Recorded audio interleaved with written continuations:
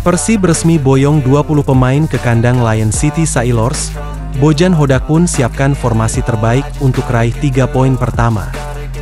Beban DDS bawa kemenangan di kandang Lion City Sailors. Bobotoh pun penuh harap kepadanya. Berikut ini ulasan selengkapnya.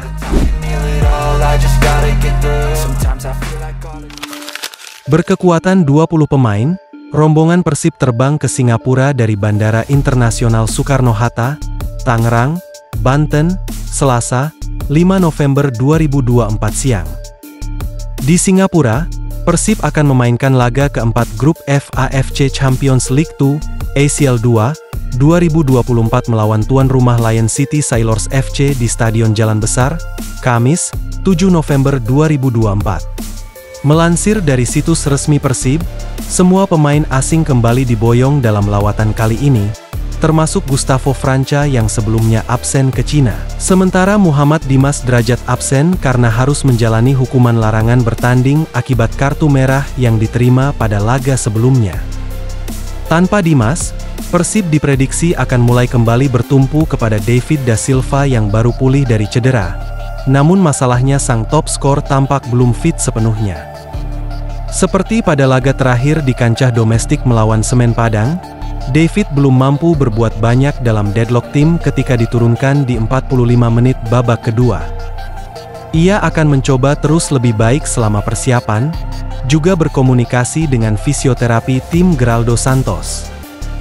Saya pikir baik-baik saja, kami mencoba untuk semakin baik dan saya juga dengan terus berkomunikasi dengan Geraldo, fisioterapi, kami menyiapkan semuanya dan saya coba terus membaik setiap harinya, kata DDS. DDS yang berstatus sebagai pemegang sepatu emas musim lalu di Liga 1 layak diandalkan. Meski baru pulih dari cedera, setidaknya Pangeran Biru punya target man di depan. Sang pemain juga sudah mengamati kekuatan Lion City Sailors seperti apa. Pada pertemuan melawan Lion City di Sijalak Harupat, DDS tidak bermain karena masih mengalami cedera, namun ia menonton dan menganalisis pertandingannya. Saya tidak bermain saat itu tapi saya menontonnya. Kami sudah bertarung dengan baik tapi kami kekurangan satu pemain di babak kedua. Saya rasa ini menjadi makin rumit bagi kami untuk menang, papar DDS. Tapi saya rasa kami dengan 10 pemain bermain sangat bagus dan memiliki peluang untuk mendapatkan 3 poin. Nilai pemain asal Brasil ini. Peluang Persib untuk lolos ke fase knockout kini semakin sulit. Tim asuhan Bojan Hodak harus menyapu bersih 3 laga sisa dengan kemenangan 9 poin. Berita lainnya. Berikut ini prediksi formasi Persib lawan Lion City Sailors. Di penjaga gawang ada Kevin Ray Mendoza. Mendoza masih menjadi andalan Bojan Hodak di laga-laga big match termasuk di ACL 2. Di lini pertahanan akan ada duet tangguh Nick Kuipers, Gustavo Franca dan Kakang. Ketiganya akan menjadi palang pertahanan kokoh dalam meredam serangan lawan. Selanjutnya, di bek sayap kanan ada Henhen Herdiana. Posisinya hingga pekan ke-10 Liga 1 belum tergantikan. Sementara itu, di bek sayap kiri ada Rahmat Irianto. Irianto sepertinya akan diturunkan di laga ini, mengingat bek sayap kiri sedang krisis setelah Edo dan Rezaldi cedera. Di lini tengah ada Mark Klok dan Dedi. Kolaborasinya akan mengalirkan bola ke berbagai lini. Untuk lini depan akan diisi oleh Tirone, David da Silva dan Ciro Alves. Semoga 3 poin dapat diraih Amin. Bukan saatnya lagi coba-coba di Timnas Indonesia versus Jepang. Jepang terlalu dikdaya dalam persaingan grup C kualifikasi Piala Dunia 2026 dengan catatan tanpa kekalahan. Timnas Indonesia akan bentrok dengan Jepang di Stadion Utama Gelora Bung Karno, Senayan pada 15 November nanti. Shin Tae-yong pun sudah memanggil 27 pemain. Tak ada wajah baru dalam daftar susunan pemain. Hanya Yakob Sayuri dan Yance Sayuri yang dipanggil lagi setelah sebelumnya absen karena mengalami cedera. Lalu, apakah Yance dan Yakob akan menjadi pembeda dalam permainan Indonesia? Sepertinya tidak. Dalam 4 laga terakhir, Shin seperti sudah punya pakem siapa saja pemain utama pilihannya. Tinggal strategi apa yang diterapkan. Apakah ofensif seperti melawan Cina dan Bahrain, atau defensif seperti melawan Australia? Karena Jepang dikdaya, defensif bakal jadi pilihan. Sistem pertahanan yang dibangun Shin, dengan 3 bek sejajar nyaris tak pernah diubah. Jai Itzes, Mes Hilgers, dan Rizky Ridho punya potensi jadi pilihan utama, selain Justin Hubner.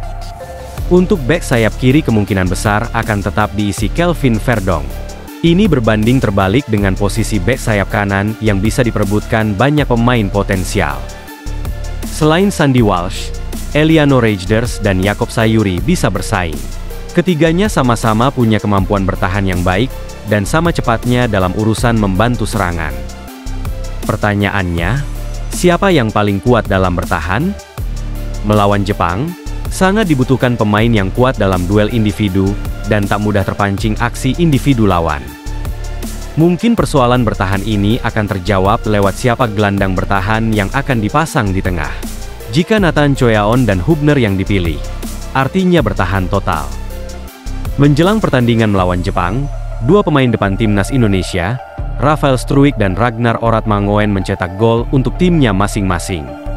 Sebelumnya 2 pemain ini sudah mencetak gol bersama timnas. Ragnar membobol gawang Arab Saudi, sedangkan Struijk menceploskan gol ke gawang Bahrain. Bisa dibilang, keduanya lebih dulu memperlihatkan ketajaman di timnas dibanding klub.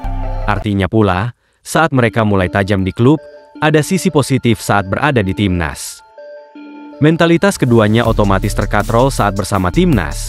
Hal ini diharapkan bertuah saat pertengahan bulan ini menghadapi Jepang dan Arab Saudi di Senayan. Menpora ungkap alasan naturalisasi Kevin Dix bela timnas Indonesia hanya berdurasi 5 tahun. Hal itu disampaikan Dito Aryo Tejo di gedung DPR RI, Senayan, Jakarta Pusat, Senin, 4 November 2024.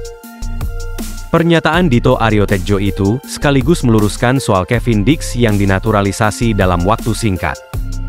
Katanya, durasi yang dimaksud itu adalah masa aktif sebagai pemain. Kevin Dix saat ini diproyeksikan bisa membantu timnas Indonesia melaju ke Piala Dunia 2026. Adapun proses naturalisasi Kevin Dix juga sudah disetujui oleh DPR RI. Pemain berdarah Indonesia itu diharapkan bisa mengeluarkan kemampuan terbaiknya bersama tim Merah Putih yang tengah berjuang di kualifikasi Piala Dunia 2026 zona Asia. Pastinya setiap pemain naturalisasi ada jangka pendek dan menengah. Kalau untuk Kevin Dix pastinya jangka pendeknya adalah memperkuat timnas Indonesia dalam kualifikasi, kata Dito Aryo Tejo. Dito Aryo Tejo berharap proses naturalisasi Kevin Dix bisa cepat selesai. Pemain asal klub FC Copenhagen itu diharapkan bisa membela timnas Indonesia melawan Jepang dan Arab Saudi. Timnas Indonesia dijadwalkan akan melawan Jepang pada laga kelima grup C putaran ketiga kualifikasi Piala Dunia 2026 zona Asia, Jumat, 15 November 2024. Selanjutnya, timnas Indonesia akan bertemu Arab Saudi pada laga ke-6 grup C putaran ketiga kualifikasi Piala Dunia 2026 zona Asia di SUGBK, Selasa, 19 November 2024.